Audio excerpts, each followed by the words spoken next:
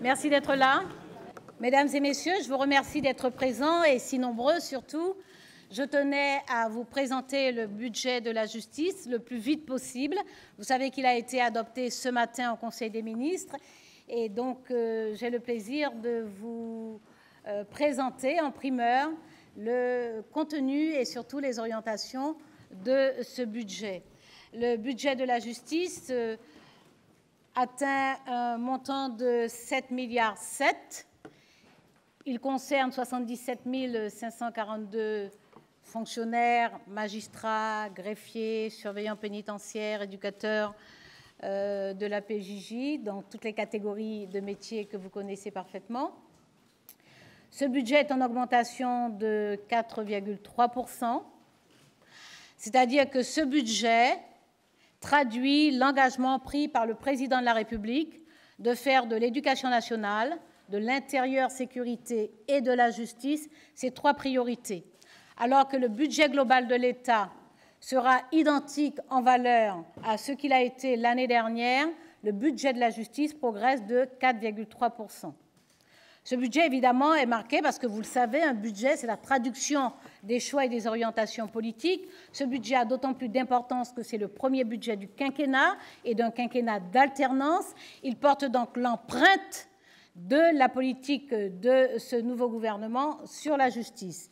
Et cette empreinte, elle se révèle sur les orientations, à travers les orientations qui ont été retenues pour ce budget. Première orientation, l'emploi. L'emploi sur le triennal, puisque je vous présente le budget de l'année prochaine, mais la réflexion gouvernementale a porté sur le triennal, c'est-à-dire jusqu'à 2015. La justice disposera d'une capacité de création d'emplois de 1500. Vous savez que le président de la République s'était engagé sur une création d'emplois de 1000 postes pour la police et la justice. La répartition a été égalitaire, ce qui révèle bien l'engagement du président de la République et la mobilisation du gouvernement sur la justice, puisque la justice dispose de la moitié du contingent de postes sur lequel s'est engagé le président de la République pour la police, en fait l'intérieur sécurité, ça concerne la police et la gendarmerie, et la justice. Grande priorité du quinquennat, la jeunesse. Évidemment, cette priorité se traduit également pour la justice, puisque pour l'année 2013, l'essentiel de l'effort en matière de création d'emplois portera sur la jeunesse. Et c'est donc la protection judiciaire de la jeunesse qui disposera du plus gros quota de création de postes, 205 créations de postes, essentiellement des éducateurs, mais également des psychologues. Il faut rappeler que sur ces 5 dernières années, la protection judiciaire de la jeunesse a été le département ministériel qui a le plus contribué à la RGPP et donc qui a vu le sacrifice le plus important de postes lui infligé. La protection judiciaire de la jeunesse a perdu 600 postes ces 5 dernières années. Nous en créons donc 205 dès l'année 2013. Ce budget, je le disais, traduit bien nos orientations politiques. Vous avez entendu, à travers plusieurs réunions que j'ai organisées et des opportunités d'expression publique, les orientations et les priorités que je me fixe pour la justice. La circulaire générale de politique pénale, qui a été diffusée la semaine dernière, indique très clairement les orientations de la politique pénale et l'impact que cette politique pénale pourra avoir, bien entendu, notamment sur la politique pénitentiaire. Autrement dit, pour ce qui concerne la sanction dans ce pays, vous savez que j'ai lancé une conférence de consensus qui se tiendra en février 2013, dont le comité d'organisation a été installé récemment le 18 septembre. Et ce comité d'organisation met en place un jury indépendant qui va conduire des travaux pendant 5 mois et des consultations de façon à construire un consensus sur la peine, le sens de la peine et les modalités d'exécution de la peine dans ce pays. pour appliquer cette politique d'application de la peine, d'aménagement de la peine, selon les dispositions actuellement prévues par le Code de procédure pénale, mais selon, bien entendu, les travaux qui sortiront de cette conférence de consensus, il y avait lieu de prendre déjà un certain nombre de dispositions de façon à rendre effectives les possibilités d'application et d'aménagement de peine. C'est ainsi que, donc, sur la sanction et les alternatives à l'incarcération, des emplois seront créés principalement de conseillers d'insertion et de probation, de juges d'application des peines et bien entendu de greffiers, métiers indispensables pour que les magistrats puissent accomplir leur mission de juge. Des postes de surveillants en bracelet électronique seront également créés et des moyens seront mis pour le placement extérieur, c'est-à-dire la possibilité d'accueil ainsi que des places en semi-liberté. Ce sont donc ces dispositions qui expriment très clairement ces engagements en matière d'aménagement et d'application des peines. Je vous donnerai évidemment les détails, si vous le souhaitez, du nombre de postes créés par catégorie et par année. Vous disposerez à la sortie de cette séance d'une plaquette qui vous fournit tous les éléments nécessaires d'information. L'application des peines, les alternatives à l'incarcération, mais aussi l'incarcération. Vous savez que nos surveillants travaillent dans des conditions extrêmement difficiles dans de nombreux établissements, compte tenu de la surpopulation carcérale, qui est en moyenne de 148%, avec des établissements qui atteignent 200% pour une dizaine d'entre eux, et avec un taux de surpopulation carcérale qui atteint 328% lorsqu'on inclut les établissements des Outre-mer, et notamment de Nouvelle-Calédonie. Vous avez eu connaissance d'ailleurs d'une mission que j'ai envoyée en 2 temps en Nouvelle-Calédonie. Dans l'immédiat des événements de juillet-août, un responsable de l'administration pénitentiaire est parti immédiatement en Nouvelle-Calédonie, et une mission plus conséquente composée de 3 personnalités éminentes, magistrats et responsables pénitentiaires, s'est rendu ou se rend, s'est rendu, est parti, voilà, ils sont partis en Nouvelle-Calédonie pour une mission plus complète. Sur l'immobilier pénitentiaire, un effort particulier sera fait puisque les crédits de construction et de rénovation s'élèveront à plus 7,8%. Sur l'immobilier pénitentiaire, ce qui est annoncé sera fait, contrairement à ce que nous avons trouvé en arrivant, c'est-à-dire des projets de construction qui n'étaient pas correctement proportionnés parce qu'il n'y avait pas d'études, parce que la réflexion n'était pas suffisamment avancée, mais qui surtout n'étaient pas financés.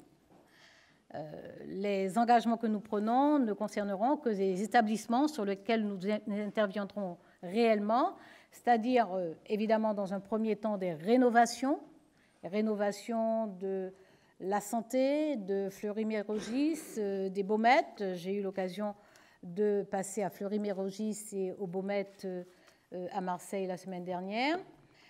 Donc de la rénovation réelle qui arrivera à terme, du remplacement, une partie de ce qu'on appelle le lot A et B.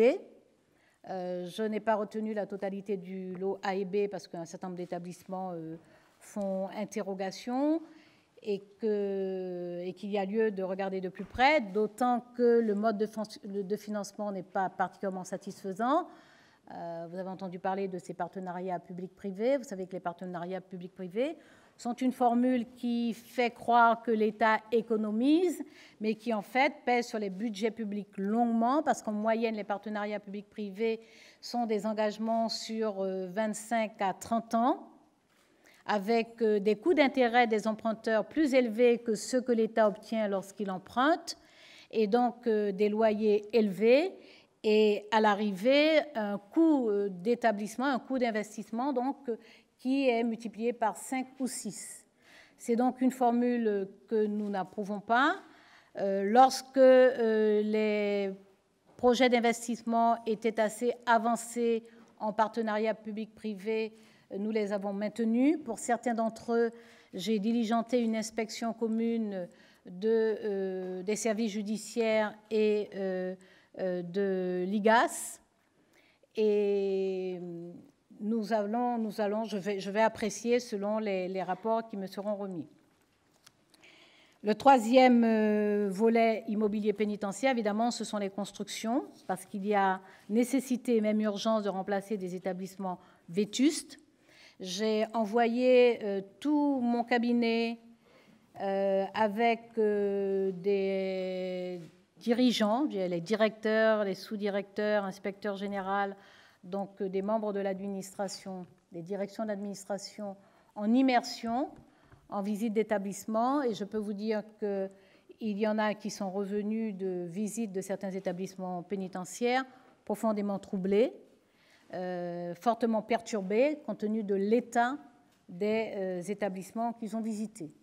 Donc ces établissements sont vétustes, ils créent donc des conditions d'incarcération indignes contre lesquelles le président de la République s'est engagé à lutter, en tout cas à réparer. Il crée des conditions de travail extrêmement difficiles pour les personnels pénitentiaires. Et puis, bien entendu, il limite les capacités d'accompagnement, de préparation à l'insertion, et donc il contribue à aggraver les facteurs de récidive.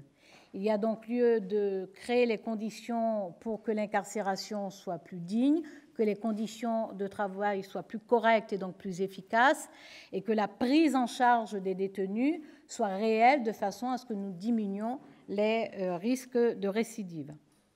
Concernant la justice judiciaire, les tribunaux, un effort particulier est fait pour la justice civile, parce que la justice pénale occupe pratiquement l'essentiel des débats qui ont lieu dans ce pays.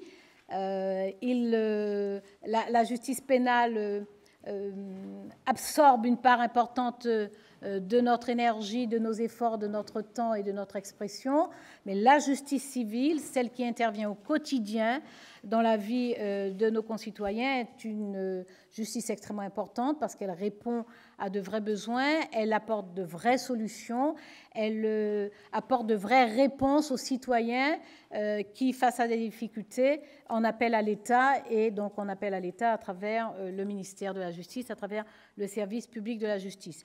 Un effort sera donc particulièrement fait sur les tribunaux d'instance, en sachant que nous travaillons à une réflexion approfondie sur les périmètres de contentieux et donc sur l'amélioration de la carte judiciaire et l'amélioration de la proximité de la justice par rapport à nos concitoyens, y compris justement dans le cadre de cette carte judiciaire qui parfois a fortement éloigné les juridictions des citoyens. Ce sont dès que cette réflexion qui avance bien aura abouti, évidemment, nous vous en ferons part. Pour ce qui concerne le fonctionnement des juridictions, il y a deux budgets conséquents dans le fonctionnement des juridictions, c'est le budget de fonctionnement et le budget des frais de justice. Nous avons pu maintenir le budget des frais de justice et nous avons fait mieux puisque nous avons obtenu une augmentation conséquente du budget de frais de justice puisqu'il augmente de 15%. Il augmente de 15%, c'est-à-dire 62 millions d'euros supplémentaires seront affectés aux frais de justice. Je rappelle que les frais de justice, ce sont les frais de tous ces services qui sont indispensables aux magistrats pour qu'ils accomplissent leur mission de juger.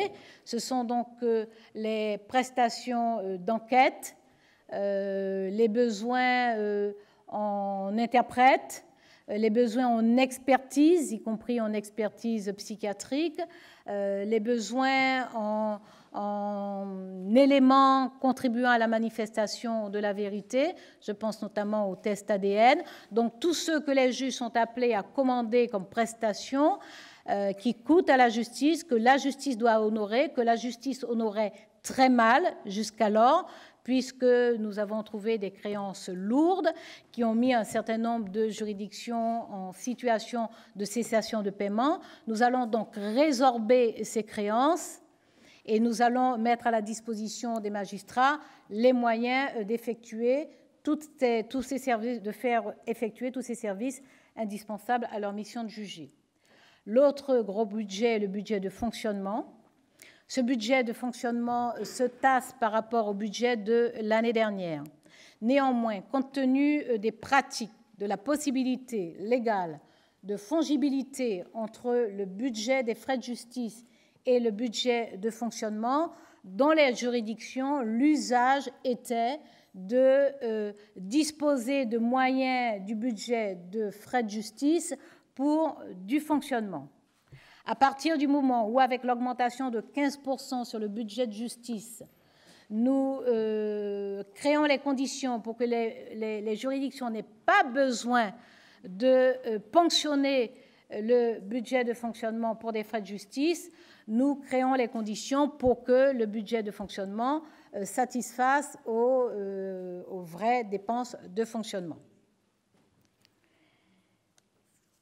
Nous faisons un effort également, en tout cas le gouvernement a accepté de faire un effort également pour donner aux juridictions les moyens de se moderniser, de rationaliser leur activité, et cela c'est essentiellement par les dispositifs informatiques.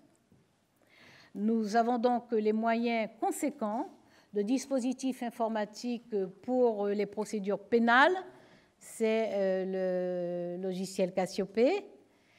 Nous avons également les moyens d'un dispositif informatique qui va moderniser la gestion des détenus. Je n'aime pas le terme, mais ça s'appelle ainsi. Donc nous allons passer de GIDE à Genesis.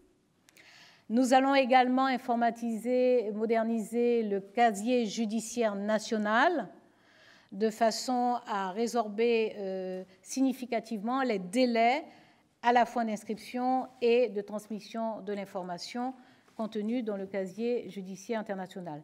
Tout cela, évidemment, va moderniser les méthodes de travail, va rationaliser l'organisation des juridictions et de l'administration, mais va permettre aussi de redéployer des emplois. C'est-à-dire qu'en plus des 1500 emplois sur le triennal, des 700 emplois qui seront créés dès 2013, un redéploiement d'emplois permettra d'augmenter la masse des effectifs que nous mettons à la disposition des services qui participent au service public de la justice.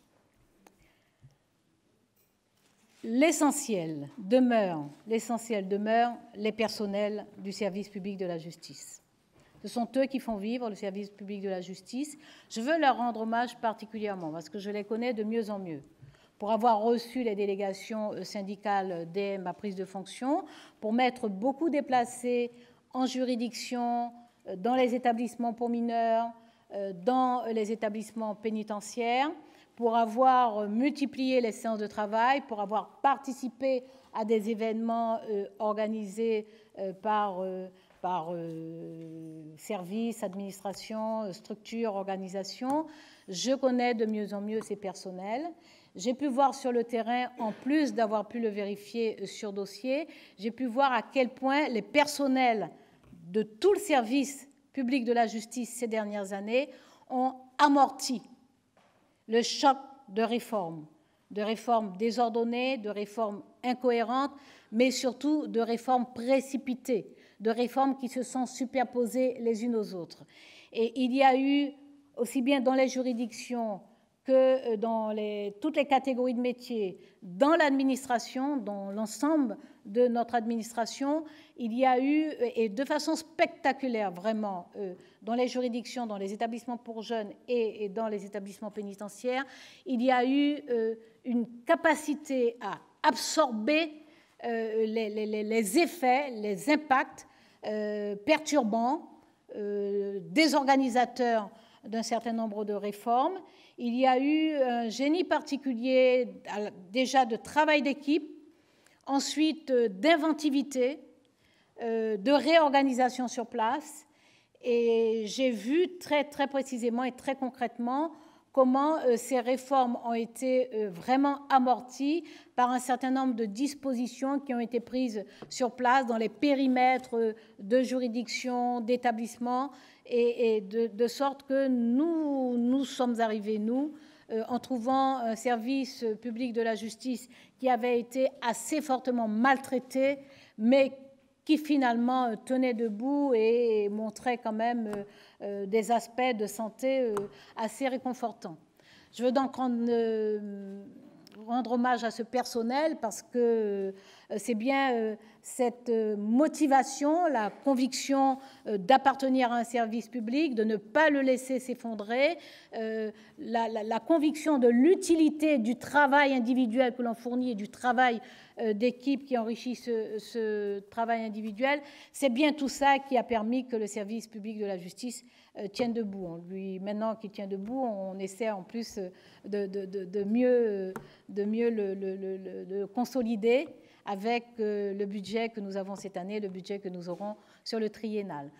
Voilà pourquoi j'ai commencé par les emplois. Parce que prenons la mesure de ce qu'ont apporté les personnels du service public de la justice, je sais à quel point le renfort en effectif est essentiel. Donc, les emplois sont la première mesure, la plus belle, celle qui me réconforte le plus. Et par ailleurs, alors que nous sommes, je le rappelle, dans un contexte financier très contraint, que le président de la République et le Premier ministre ont confirmé la justice en tant que priorité, ce qui nous permet d'avoir cette augmentation de 4,3%, il y a malheureusement des limites aux nécessités, à la possibilité de répondre aux nécessités de rattrapage, aussi bien sur le statutaire que sur l'indemnitaire. Néanmoins, quelques efforts seront possibles avec quelques moyens pour de la revalorisation salariale.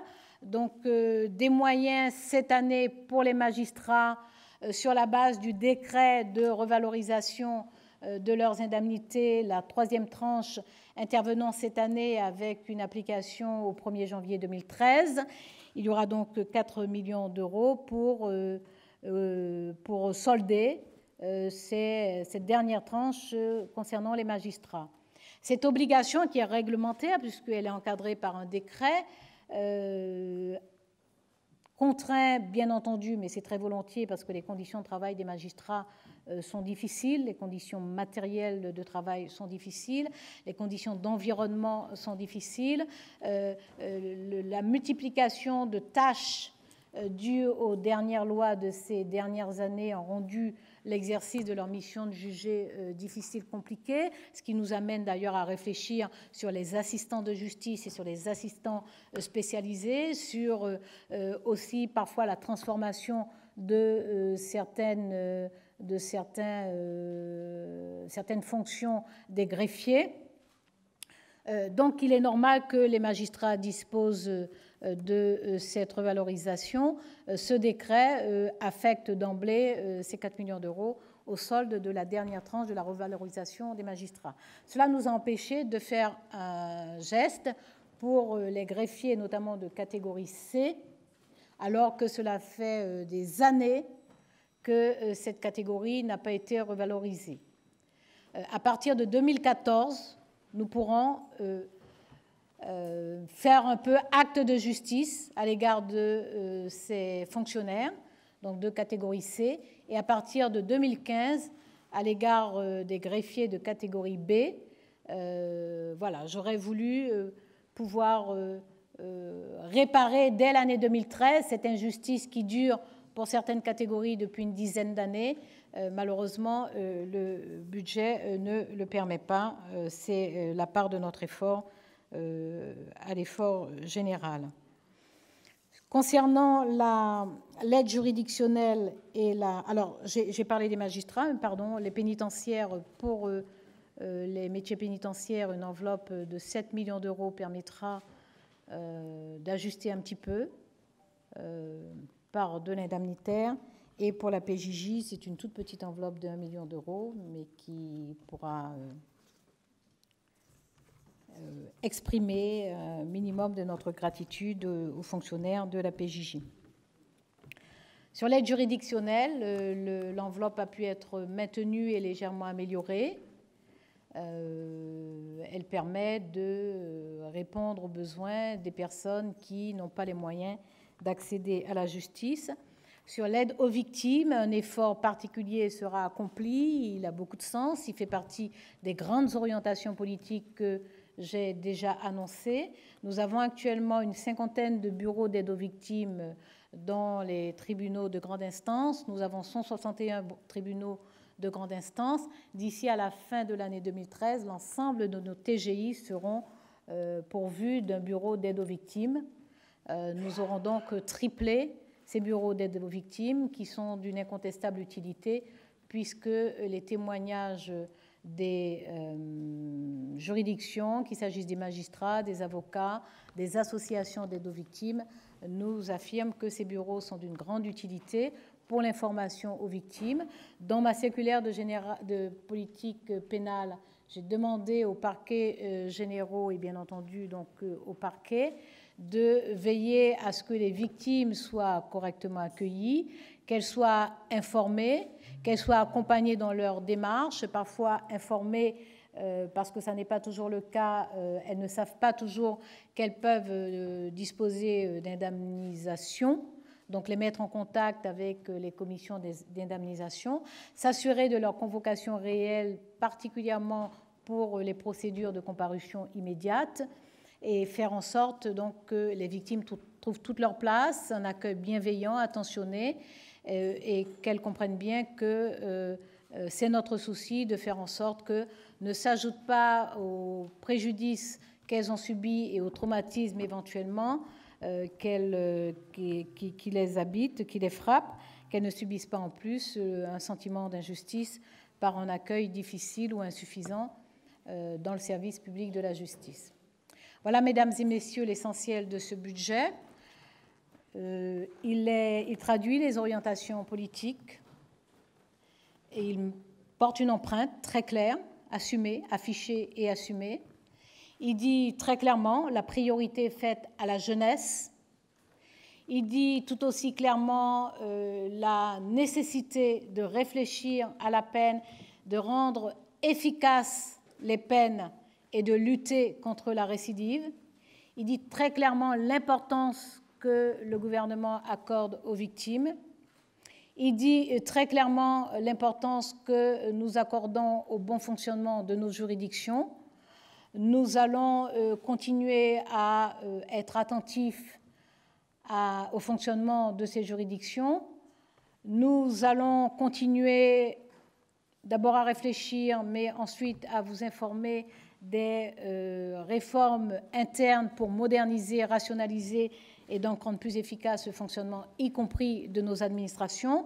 Nous contribuons à la réforme de l'État sur la fonction publique. Nous avons transmis notre contribution sur les réformes nécessaires. Nous allons participer aux travaux et faire en sorte qu'au terme de ce quinquennat, nous ayons une institution judiciaire réhabilitée déjà, c'est-à-dire avec une reconnaissance officielle, solennelle et tout à fait lucide de la qualité de notre service public de la justice, de la qualité des personnels qui interviennent, de leur dignité et de la nécessité de respecter cette dignité. Donc une institution judiciaire réhabilitée, mais une institution judiciaire modernisée qui, au terme du quinquennat, sera plus efficiente dans pratiquement toutes ses missions, par ces réformes de structure interne auxquelles vous allez participer, auxquelles vous avez déjà participé,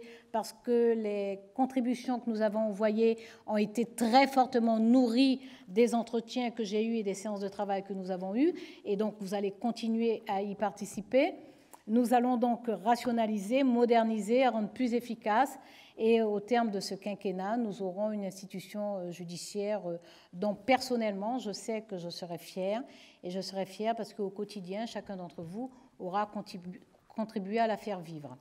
Un dernier mot pour dire simplement aux représentants syndicaux qui sont dans la salle que l'administration est mobilisée aujourd'hui et que les directeurs d'administration se tiennent à leur disposition pour leur donner la déclinaison précise des actions qui correspondent aux orientations que je viens de vous exposer.